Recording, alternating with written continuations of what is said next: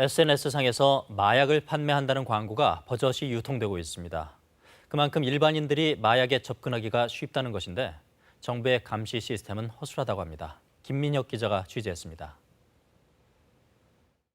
고급 SUV 외제 차량이 앞서가던 오토바이와 승용차를 들이받고 맞은편 버스와도 충돌합니다.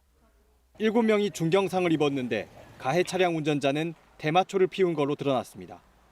국민연금 기금운용본부에서도 직원 4명이 대마초를 피운 사실이 적발됐습니다. 마약류 검거 건수는 해마다 늘고 있습니다. 지난 2015년 7,300여 명에서 지난해 10,000명을 넘어섰고요. 올해는 8월까지만 봤을 때 7,800명을 넘어섰습니다. 다크웹과 SNS를 통해 마약류 접근이 더 쉬워졌기 때문입니다.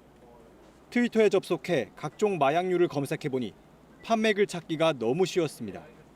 자신들만의 은어를 사용하는 경우가 많은데 저마다 안전한 거래를 약속합니다. 구매 의사가 있는 경우 추적이 쉽지 않은 텔레그램을 통해 연락할 것도 요청합니다. 이런 마약 광고 지난 2015년 1,000건이 조금 넘었지만 불과 4년 사이 10,000건에 육박했습니다. 문제는 이 같은 광고를 사전에 차단하는 게 쉽지 않다는 겁니다. 특정 키워드가 들어간 그런 계정을 다 차단시킬 경우에는 예를 들어서 뭐 마약 퇴치 운동을 한다든가 음란물 퇴치 운동을 한다든가 이런 공익적 목적의 계정도 다 차단시킬 수 있기 때문에 그런 어떤 만에 하나 어떤 선의 피해자가 생길 수 있는 결국 사람이 수시로 모니터링을 해야 합니다. 선제 대응을 위해 식약처 내 사이버 조사단도 신설됐습니다.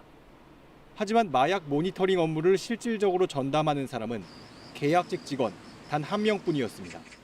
일반 우리 국민들이 손쉽게 구입할 수 있는 그런 아마 시스템이 있기 때문에 이와 같은 마약 사범이 증가하고 있는 것 같습니다. 모니터링하고 광고 판매하는 부분들 단속할 필요가 있습니다. 식약처는 감시 인력 증원 필요성엔 공감하면서도 현장 조사 인력 또한 함께 보강하는 게 필요하다고 설명했습니다. KBS 뉴스 김민혁입니다.